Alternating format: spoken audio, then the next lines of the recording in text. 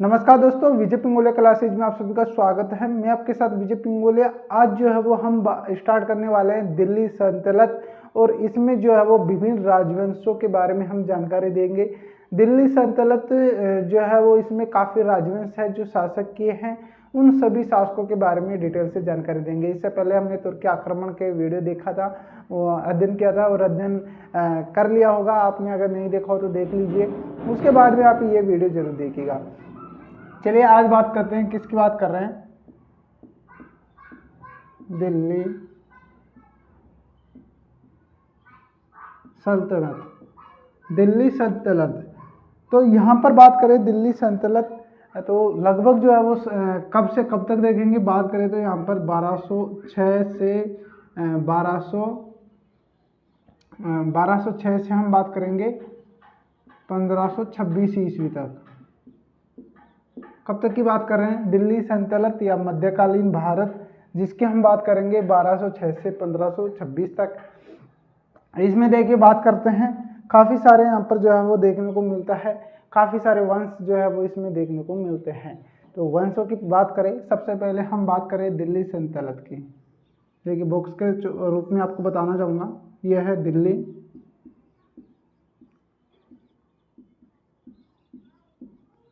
सल्तनत। इसके अगर बात करें हम देखेंगे 1206 से 1526 ईस्वी तक। कब? 1206 से जो है वो 1526 अगर बात करें तो लगभग जो है वो 320 वर्ष। कितने वर्ष की बात कर रहे हैं? 300 कितने वर्ष की बात कर रहे हैं? 320 वर्ष। लगभग जो है वो 320 वर्षों का यहाँ पर जो है वो दिल्ली सल्तनत के बारे में जानकारी देंगे। इसके बाद में जो अध्ययन करेंगे वो अध्ययन किसके बारे में करेंगे? उसके बाद में हम जो है वो करेंगे किसके बारे में? इसके आगे जो अध्ययन करेंगे वो करेंगे हम किसके बारे में? जो है वो हम करेंगे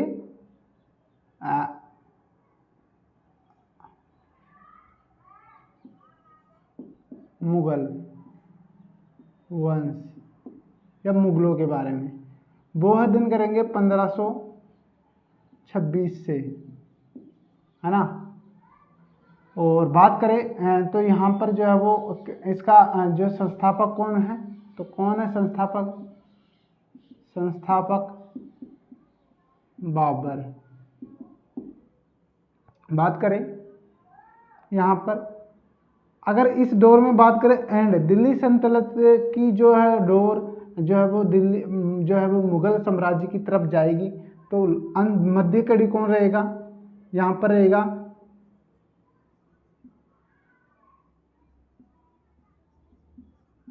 इब्राहिम लोदी। कौन रहेगा? इब्राहिम लोदी, जो कौन से युद्ध में हारता है? मुगल साम्राज्य, मुगल वंश जो है वो नींव डालता है। मुगल साम्राज्य, मुगल वंश आप मान सकते हो, मुगल साम्राज्य यहाँ लिख लीजिए और बेस्ट रहेगा, साम्राज्य। तो कौन सा? पानीपत, है ना। पानीपत का युद्ध। कौन सा युद्ध रहेगा? पानीपत का युद्ध। वो कब होता है? 1526 में। तो इस युद्ध के द्वारा जो है वो हारता है इब्राहिम लोदी, और उसके बाद में मुगल साम्राज्य की स्थापना हो जाती है ना। इससे पहले हमने बात की किसके बारे में? इससे पहले हमने यहाँ पर जो है वो बात की, इससे पहले हम किसके बारे में बात कर रहे हैं? दिल्ली सल्तनत से पहले हमने बात किया यहाँ पर जो है वो किसकी? राजपूत शासक। राजपूत शासक में हमने बात की थी पृथ्वीराज राठौड़। इससे पहले बात की थी पृथ्वीराज राठौड़।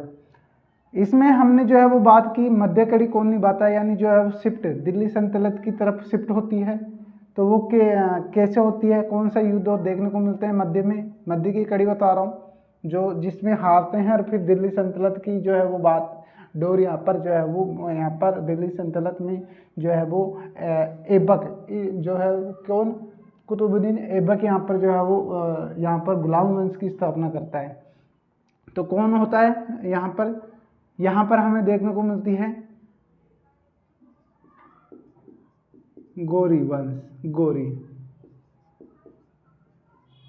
मोहम्मद गौरी, कौन देखने को मिलता है? मोहम्मद गौरी। और कौन से युद्ध की बात करें तो युद्ध हमें देखने को मिलता है लास्ट वाला, जाटों का युद्ध, जाटों का युद्ध, इसे खोखरो, खोखरो का युद्ध भी बोलते हैं। यह हुआ था 1205 में हुआ था, और एक फिर हुआ था 1206 में, खोखरो का ही द्वैरो हुआ था। तो ये 5 और 6 में हुआ था, 6 में इनकी मृत्यु हो गई थी। अगर पॉपुलर इनका पूछा जाए युद्ध तो कौन सा था? त्राइन का युद्ध, फर्स्ट और सेकंड। बात करें कब तो 1191, और कौन था? 1192। तो ये युद्ध इन्होंने जो है वो लड़े। उसके बाद में शिफ्ट हुई इधर कौन बनता है? कुतुबुद्दीन ऐबक। ये कौन क्या करता है? गुलाम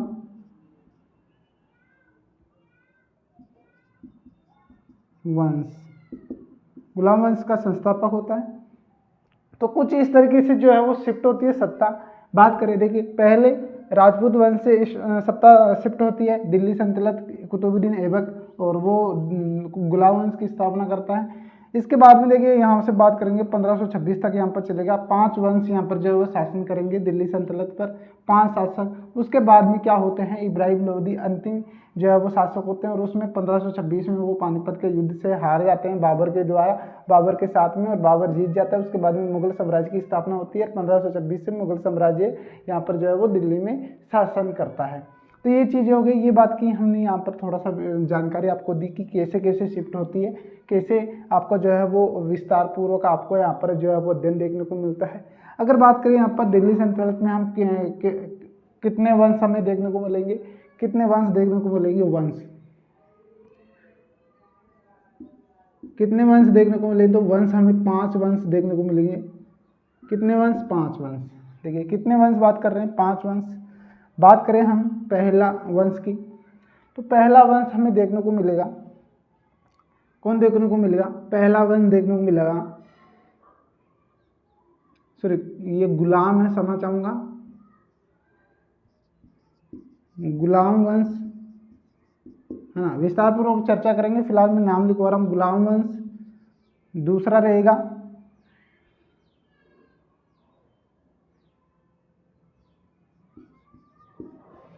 खिलजी वंश। तीसरा हमारा रहेगा तुगलक वंश। चौथा हमारा रहेगा सैयद वंश। और इधर नहीं दिख रहा हो तो 5वां हमारा रहेगा लोधी वंश। तो इन 5 वंशों के द्वारा यहाँ पर जो है वो 1206 से 1526 तक शासन किया जाता है। 320 वर्षों तक किया जाता है। कब तक? 320 वर्षों तक किया जाता है। ये 5 वंश हम अध्ययन करेंगे दिल्ली सल्तनत पर, दिल्ली सल्तनत में। और उसके बाद में जो है वो मुगल साम्राज्य की स्थापना हो जाती है बाबर के द्वारा, और फिर मुगल साम्राज्य हम देखेंगे। तो फिलहाल हमने ये जानकारी ली, आगे बढ़ते हैं।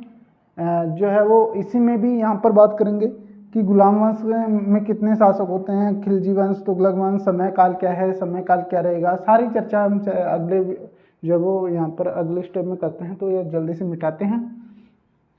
देखिए सभी जो है वो आपके आज जो है वो बात आपको याद कराने की रहेगी कि आपको कैसे याद हो जाए। तो आपको एक यहाँ पर जो है इनका इंट्रोडक्शन दिया कि किस तरीके से यहाँ पर जो है वो शासन शिफ्ट होता जा रहा है। शासन जो है वो बागडोर किसके हाथों में जा रही है, कैसे कैसे जा रही है, कैसे कैसे जाएगी, वो चर्चा हम कर रहे हैं। बट अब बात करते हैं कि यहाँ पर जो है वो दिल्ली सल्तनत के कितने शासक यहाँ पर दिल्ली सल्तनत पर कितने वंश यहाँ पर जो है वो शासन करते हैं। मोस्टली बात करें तो 5 वंशों की हम बात करेंगे, और उसके बाद में यहाँ पर जो है मुगल साम्राज्य यहाँ पर स्थापित हो जाता है। देखिए बात करें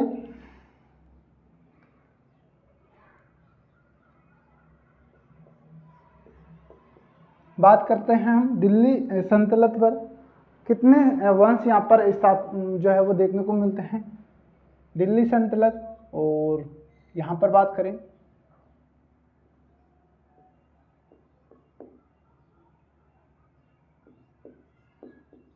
कितने वंश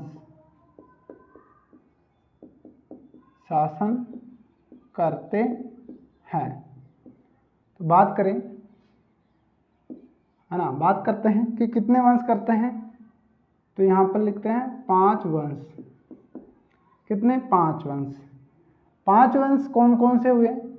देखिए आपको डिटेल से बताऊंगा, पूरा सेपरेट समय तारीख से सहित बताऊंगा। तो आप यहाँ पर याद रखिए, पहला में देखने को मिलता है गुलाम वंश, इसे दास वंश भी कहा जा सकता है।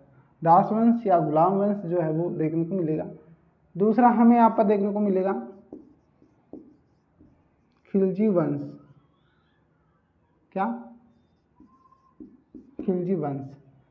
तीसरा हमें यहाँ पर जो है वो कौन सा देखने को मिलेगा? तीसरा हमें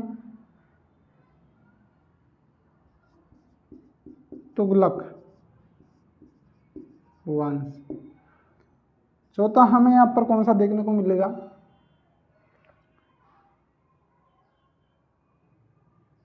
गुलाम वंश, खिलजी वंश, तुगलक वंश और इसके बाद में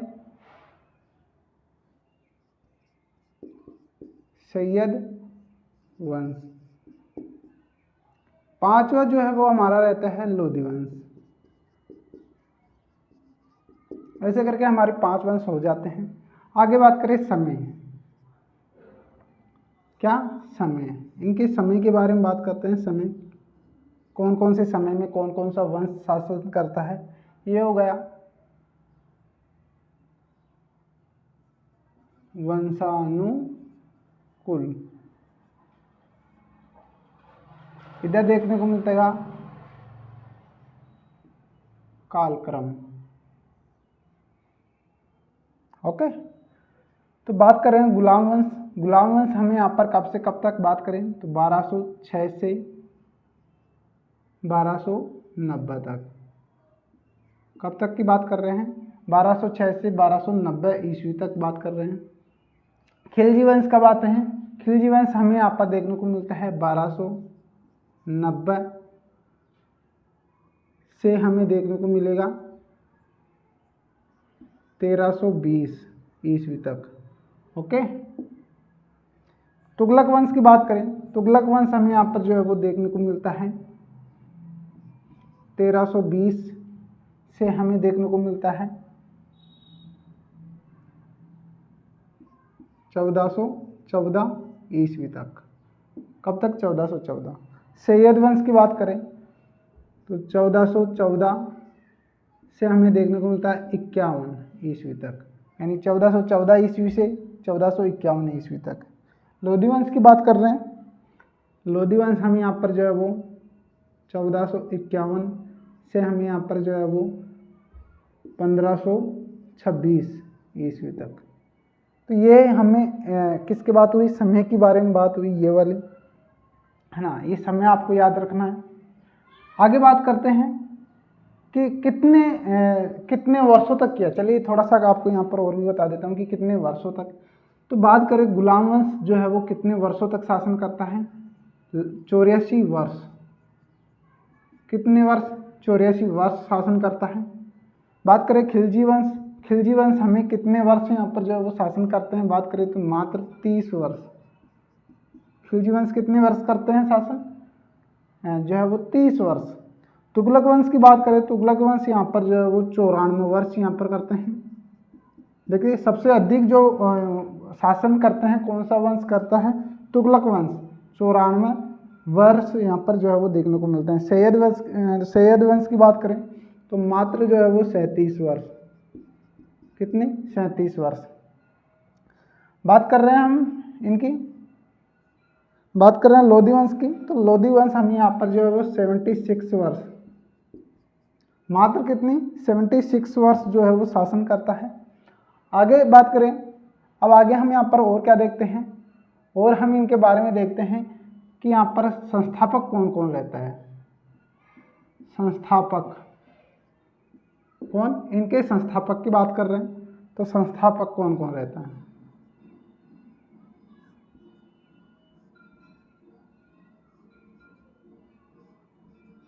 संस्थापक के बारे में बात करते हैं। अब गुलाम वंश की बात करें तो कौन है, कुतुबुद्दीन ऐबक। कौन है, कुतुबुद्दीन ऐबक। इसके बाद में खिलजी वंश की बात करें, खिलजी वंश का कौन है, यहाँ पर जलालुद्दीन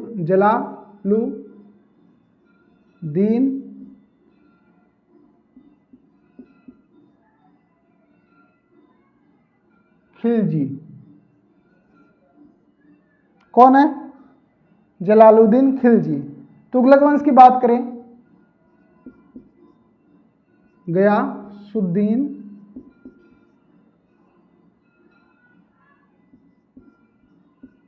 तुगलक। कौन है, गयासुद्दीन तुगलक। सैयद वंश की बात करें, खिरजा खा। कौन है, खिरजा खा। लोधी वंश की बात करें, बहलोल लोधी।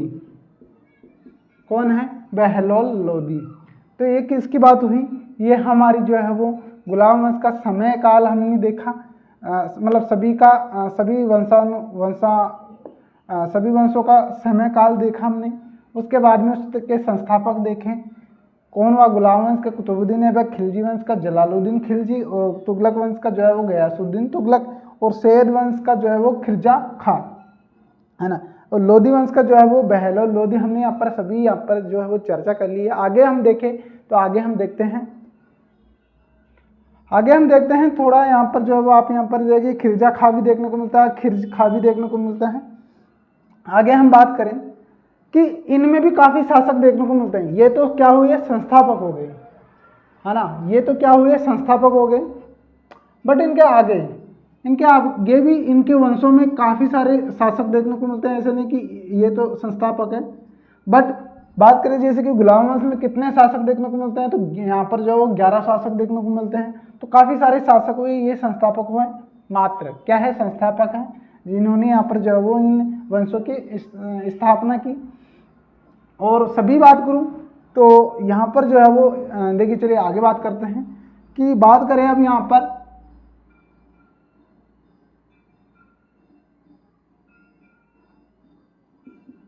शासकों की संख्या। क्या बात कर रहे हैं, शासकों की संख्या। शासकों की संख्या यानी बात करें गुलाम वंश में कितने शासक देखने को मिलते हैं, तो ये शासकों की संख्या देखेंगे। और बाकी के जो भी शासक होंगे वो डिटेल से हम बाद में कंटिन्यू जो है वो वीडियो में देखेंगे और आपको बताएंगे कौन कौन से शासक ने क्या क्या किया। फिलहाल हम यहाँ पर जो है वो एक परिचय इनका देख रहे हैं कि कितने कौन से वंश में कितने शासक देखने को मिलते हैं, कौन से में कितने, कौन इसके संस्थापक है, समय काल क्या है, वो सभी हम यहाँ पर फिलहाल चर्चा कर रहे हैं। तो नो डाउट, किसी प्रकार का डाउट मत रखिए कि सभी की चर्चा कर रहे हैं, मतलब एक एक का नाम बताएंगे, अभी नहीं बताएंगे। सभी की धैर्य रखो, सभी का जो है वो कंटिन्यू वीडियो मिलेंगे, उसमें मिल जाएगा। फिलहाल बात करते हैं कि गुलाम वंश के कितने शासक देखने को मिलते हैं। गुलाम वंश के हमें यहाँ पर जो है वो कितने देखने को मिलते हैं, 11। कितने देखने को मिलते हैं, 11। कितने, 11। खिलजी वंश की बात करें तो खिलजी वंश के हमें यहाँ पर जो है वो 5 शासक देखने को मिलते हैं। कितने, 5 शासक, 11 शासक और यहाँ पर 5 शासक। इसके बाद में बात करते हैं किसकी, तुगलक वंश की। तुगलक वंश 94 वर्ष रहता है, तो 94 वर्ष रहता है तो 9 शासक देखने को मिलते हैं। कितने, 9 शासक देखने को मिलते हैं। इसके बाद में बात आती है सैयद वंश की। सैयद वंश हमें यहाँ पर जो है वो 4 शासक देखने को मिलते हैं। 4 कितने, 4 शासक, मात्र 4 शासक। और लोधी वंश के तो 3 ही शासक देखने को मिलते हैं, 3 शासक। कितने देखने को मिलते हैं, 3 शासक। तो देखिए सभी का डेफिनेशन मैंने बताया, थोड़ा आपको देखिए यहाँ पर कुछ इस तरीके से समझाने का मतलब है कि यहाँ से एक जगह से ही आपको जो है वो सभी याद हो जाए। जैसे कि वंशों का नाम यहाँ पर याद हो गया, कालक्रम यहाँ पर जो है वो कालक्रम, समय के बारे में जो है वो इनका याद हो गया, संस्थापक कौन है, संस्थापक के बारे में याद हो गया, कितने वर्षों तक शासन किया वो याद हो गया, इधर देखें तो शासकों की संख्या याद होगी कि कौन से वंश में कितनी संख्या है, कौन से वंश में कितनी संख्या है, सभी डिटेल यहाँ पर एक जगह आपको जो है वो याद हो जाए। इस वजह से ये बनाना जरूरी है। टाइम लग रहा है बट आप जो है वो धैर्य रखिए, एक जगह आपको आसानी से समझने में जो है वो सुविधा रहेगी। अलग अलग लिखवाऊंगा बार बार, उससे आपको समझ में नहीं आएगा और समझने में प्रॉब्लम होती है। एक जगह रहती है, डिटेल से रहती है, डिटेल से होती है सारी चीज़ें, तो समझ भी आती है। देखिए जल्दी से बात करते हैं। गुलाम वंश 1206 से 90 और कुतुबुद्दीन ऐबक के जो संस्थापक हैं इसके, और शासक देखने को मिले तो 11 शासक देखने को मिलते हैं। खिलजी वंश की बात करें तो 1290 से 1330 ईस्वी तक चलते हैं। जलालुद्दीन खिलजी यहाँ पर जो है वो संस्थापक होते हैं। 5 शासक देखने को मिलते हैं। तुगलक वंश के यहाँ पर जो है वो 1320 से यहाँ पर जो है वो 1414 ईस्वी तक रहती है। और गयासुद्दीन तुगलक यहाँ पर जो है संस्थापक है। 9 शासक हमें देखने को मिलते हैं। सैयद वंश की बात करें तो 1414 से यहाँ पर 1451 तक रहते हैं। खिलजी खां यहाँ पर जो है वो संस्थापक देखने को मिलते हैं। 4 शासक देखने को मिलेंगे। सभी डिटेल से बात करेंगे, इनकी सभी की डिटेल से बात करेंगे। फिलहाल यहाँ पर जो है वो लोधी वंश की बात करें तो लोधी वंश यहाँ पर 1451 से 1526 तक रहने वाला है। और बहलोल लोधी हमें यहाँ पर देखने को मिलता है। 3 शासक हमें यहाँ पर देखने को मिलता है। तो ये सभी डिटेल हुई। अभी यहाँ पर जो है वो आपको शासकों के बारे में भी बात कर लिया, शासकों के बारे में जानकारी दे दी सभी के बारे में। अब इन शासकों की हम बात करेंगे डिटेल से। जैसे कि गुलाम वंश में कितने शासक हुए? 11 शासक हुए। तो 11 शासकों में से प्रमुख शासकों के चर्चा करेंगे। जो भी मोस्ट होगा, जो भी क्वेश्चन जिससे क्वेश्चन आएगा चांसेस बनते हैं उन शासकों के। ऐसे नहीं कि जितने शासक मैंने लिखा है इनमें बात करें तो 11 और 5 16 9 यहाँ पर जो है वो कितने हो गए? 25 29 29 32 यहाँ पर जो है वो शासक हो गए। लेकिन 32 शासकों के बारे में चर्चा नहीं करेंगे। लगभग जो है वो हम यहाँ पर जो है वो 10 से 15 शासक हम यहाँ पर लेंगे, मोस्ट प्रमुख। जैसे कि बात करें अगर गुलाम वंश की चर्चा करेंगे तो उसमें से 11 शासक है, लेकिन जो मोस्ट है, इंपॉर्टेंट है, उन शासकों की बात करेंगे। तो चलते हैं आगे, यहाँ पर कंटिन्यू करते हैं। बात करेंगे किसकी? गुलाम वंश की। किसकी बात करेंगे? गुलाम वंश की।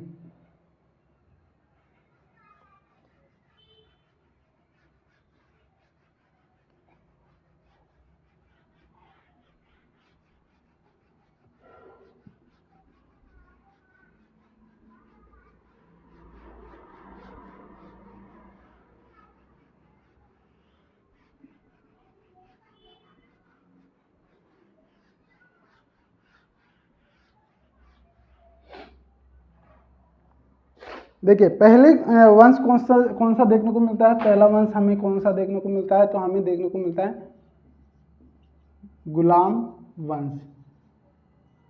स्टार्ट करते हैं गुलाम वंश। हमने सभी डिटेल जानकारी दे दी है। अभी स्टार्ट करते हैं गुलाम वंश। गुलाम वंश में अगर बात करें, गुलाम वंश की बात करते हैं। गुलाम वंश का शासनकाल तो शासनकाल क्या है? गुलाम वंश का शासनकाल। देखिए फिलहाल आज के वीडियो में हम यहाँ पर देखेंगे कि यहाँ पर जो है वो गुलाम वंश के कितने शासक हैं, उनके नाम यहाँ पर देखेंगे। और उसके बाद में कल से यहाँ पर जो है वो डिटेल से जानकारी देंगे। फिलहाल जो है वो शासनकाल के बारे में बात करें, हमें यहाँ पर देखने को मिलता है 1206 से हमें यहाँ पर जो कब तक देखने को मिलता है? 90 ईस्वी तक, है ना। गुलाम वंश का हमें कब से कब तक? 1206 से यहाँ पर जो है वो 1290 ईस्वी तक हमें देखने को मिलता है। यहाँ पर जो है वो आज क्या बात करेंगे? वो आज बात करें तो हम बात करेंगे गुलाम वंश के यहाँ पर जो है वो विभिन्न शासक। कितने शासक हुए? 11 शासक देखने को मिलते हैं। कितने देखने को मिलते हैं? गुलाम वंश के शासक कितने शासक देखने को मिलते हैं? 11 शासक। कितने शासक? 11 शासक। 11 शासक। बात करेंगे सभी की डिटेल से। क्या? सभी की डिटेल से बात करेंगे। तो बात करें यहाँ पर, देखिए दो यहाँ पर 11 शासकों की बात करने से पहले यहाँ पर जो है वो डिटेल्स में बता देता हूँ। देखिए यहाँ पर जो है वो बात करते हैं पहला शासक कौन है? यहाँ पर पहला शासक हमें देखने को मिलता है कुतुबुद्दीन ऐबक। कौन देखने को मिलता है? कुतुबुद्दीन ऐबक। इसके बाद में हमें यहाँ पर जो है वो कौन सा देखने को मिलता है? कुतुबुद्दीन ऐबक के बाद में यहाँ पर आराम शाह है।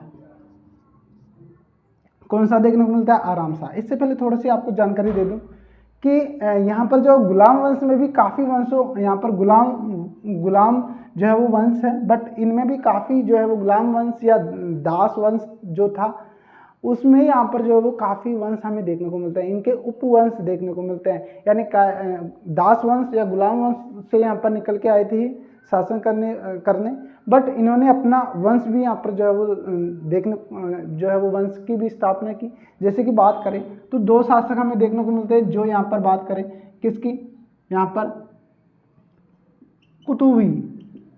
कुतुबी वंश की यहाँ पर स्थापना करते हैं 2 शासक। 6 शासक यहाँ पर जो है वो कौन सी, शमसी वंश की स्थापना करते हैं। और बात करें यहाँ पर 3 शासक जो है वो कौन सी किसकी स्थापना करते हैं, यहाँ पर बलवनी वंश की स्थापना करते हैं। तो ये 3 वंश हमें देखने को मिलते हैं गुलाम वंश के अंदर, कुतुबी वंश, शमसी वंश, बलवनी वंश। बात करते हैं सभी की, तो सबसे पहले 2 की बात करें तो 2 कौन सा हो गया, ये आराम शाह है और कुतुबुद्दीन ऐबक। तो ये दोनों किसके हो गए, ये हमें यहाँ पर जो है वो कौन से देखने को मिलते हैं, कुतुबी वंश। क्या, कुतुबी वंश, ये कौन होते हैं, कुतुबी वंश। बात करें तीसरा, देखिए याद करने का तरीका भी मैं आपको बताऊंगा थोड़ा, क्योंकि याद करने का तरीका ऐसे है कि बिना आप कुछ ट्रिक के थोड़ा आपको याद होने में प्रॉब्लम हो सकती है, वो थोड़ा आपको मैं बता दूं। तो यहाँ पर आप ट्रिक यहाँ पर यूज ले सकते हो। देखिए क्या ट्रिक है, ट्रिक यहाँ पर ले सकते हो, जैसे कि आपको कुतुबी वंश के 2 है, उनको तो आपको याद रख लेना है, कुतुबुद्दीन ऐबक और आराम शाह है। बात आती है शमसी वंश की, तो शमसी वंश हमें कितने देखने को मिलते हैं, 6 शासक देखने को मिलते हैं। 6 याद रखने का तरीका आपको मैं बता दूं, तो यहाँ पर जो है वो आप ले सकते हो, यहाँ पर इलू, देखिए इलू जो आप मूवी में देखते हो, इलू इलू जो प्यार वाला शब्द है, इलू, तो इलू, रुक, रजिया, माई, इलू, रुक, रजिया, माई। और यहां आता है फिर आला, नासी। देखिए ये ट्रिक है, इलू, रुक, रजिया, माही, आला, नासी, ये आपको नाम याद रखना है। ये इनसे अब नाम की बात करें तो यहां पर पहला हमें देखने को मिलता है इलू। इलू की बात करें कौन आता है, इल्तुतमिश, कौन आता है, इल्तुतमिश। बात करें रुक का कौन आता है, रुक का हमें यहां पर जो है वो रुकनु दे, रुकनु धीन,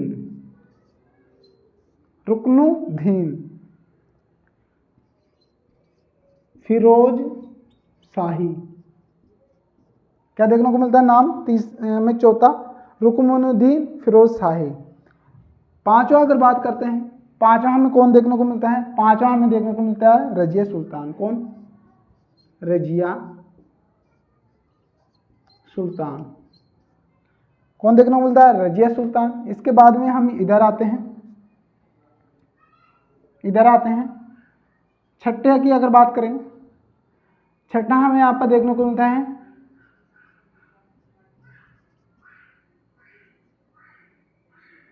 मोइजुद्दीन। कौन देखने को मिलता है, मोइजुद्दीन। आगे बात करें तो यहाँ पर जो है वो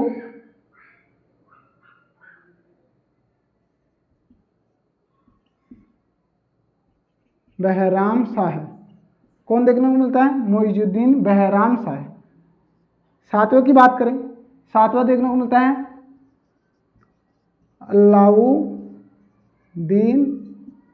अलाउद्दीन बसूद शाह। कौन देखने को मिलता है, अलाउद्दीन बसूद शाह।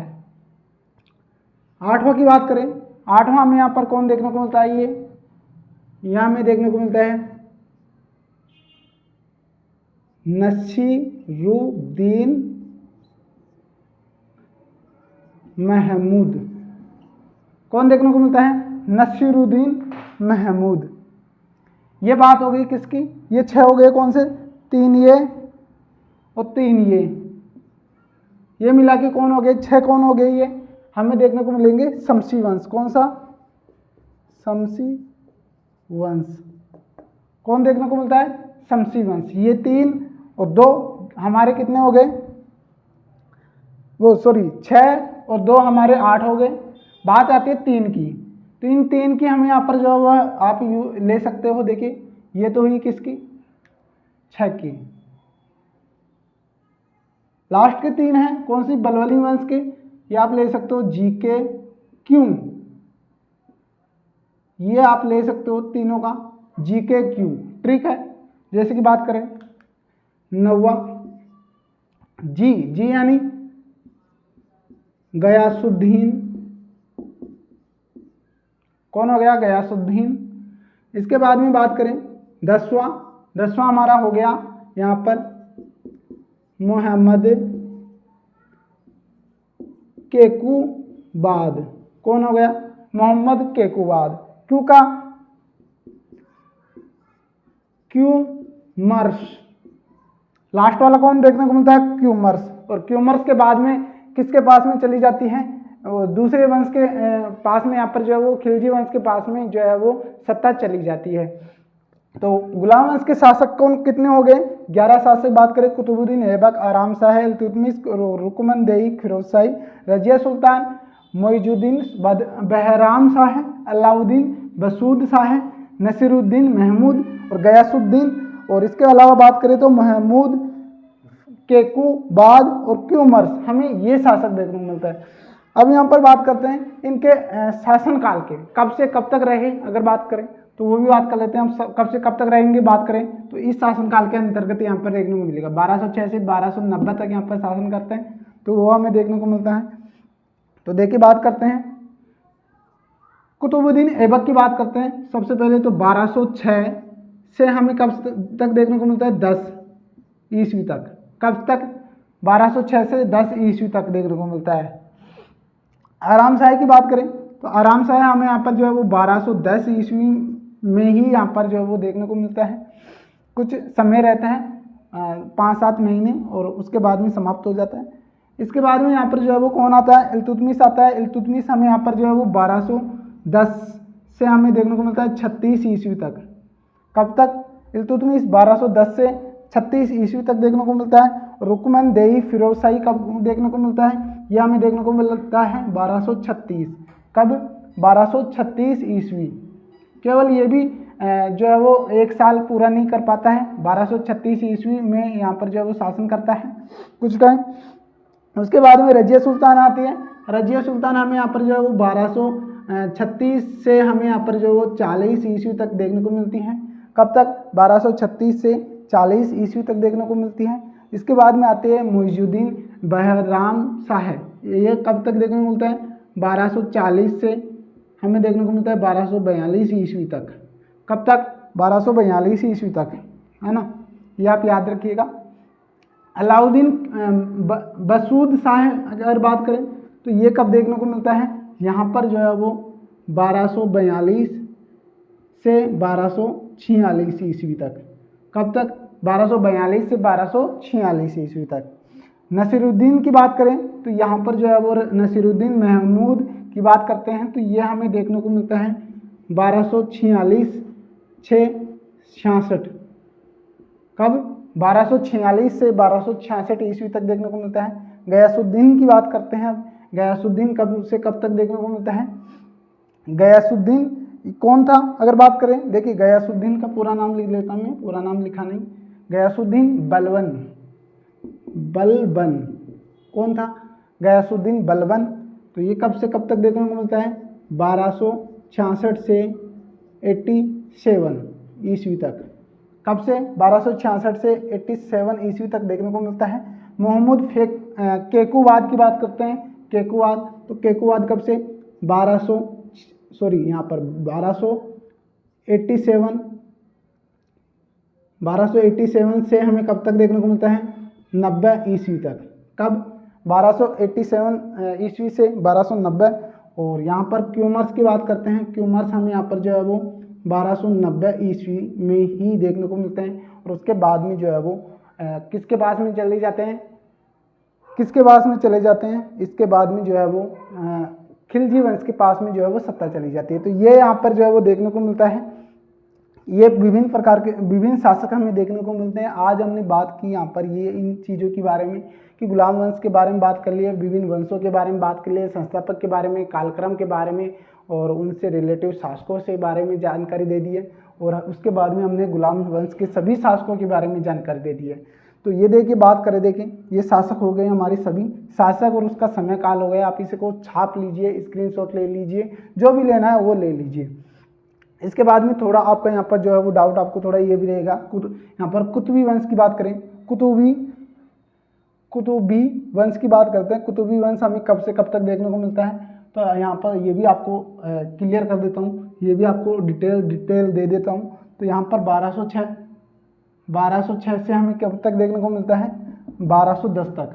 कब तक, 1210 ईस्वी, 1206 से 1210 यहाँ पर देखने को मिलता है। और इल्तुतमिश अगर बात करें यहाँ पर शमसी वंश की, तो शमसी वंश हमें यहाँ पर जो है वो 1210 से हमें यहाँ पर कब तक देखने को मिलता है, शमसी वंश हमें देखने को मिलता है 1266 तक। कब तक, 1266 तक। बलवी वंश की बात करते हैं तो ये देखने को मिलता है 1266 से बात करें 90 तक। तो ये डिटेल आप यहाँ पर जो है वो छाप लीजिए। आप इसे याद रखें या ना रखें उससे कोई फर्क नहीं पड़ता, ये है ना, बट आप इसे छाप लीजिए और आप यहाँ पर याद रख सकते हो तो रख लीजिए। ये केवल आपका शमसी वंश का है ये, और ये हुआ बलबनी वंश का 3 का, ये हुए 6 वंश के शासकों के, 6 शासकों के हुए, ये 2 शासकों के। यहाँ पर जो आपको याद ही रखना है। तो फिलहाल सारी इन्फॉर्मेशन मैंने दे दी है। आई होप जो है वो इन्फॉर्मेशन अच्छी लगी होगी और जो है वो वीडियो आपको जो है वो अच्छा लगा होगा। कल कंटिन्यू करेंगे, कल की क्लास में कुतुबुद्दीन ऐबक और कुतुबुद्दीन ऐबक के बारे में जानकारी देंगे। फिलहाल हमने गुलाम वंश को स्टार्ट कर दिया और गुलाम वंश के विभिन्न शासकों के बारे में जानकारी दे दी है। कल हम यहाँ पर जो है वो एक एक करके इनके प्रमुख शासक जितने भी होते हैं उन शासकों के बारे में चर्चा करेंगे। तो कल स्टार्ट करेंगे सबसे पहले कुतुबुद्दीन ऐबक, और कुतुबुद्दीन ऐबक से हम स्टार्ट करके कुतुबुद्दीन आगे शासकों पर चलेंगे। फिलहाल वीडियो अच्छा लगा होगा, जल्दी से आप स्क्रीनशॉट ले लीजिएगा। और दोस्तों वीडियो को यहीं पर एंड करते हैं। सभी साथियों का एंड तक वीडियो देखने के लिए सभी साथियों का धन्यवाद। फिर मिलते हैं नए वीडियो में, जब तक के लिए नमस्कार, जय हिंद, जय भारत।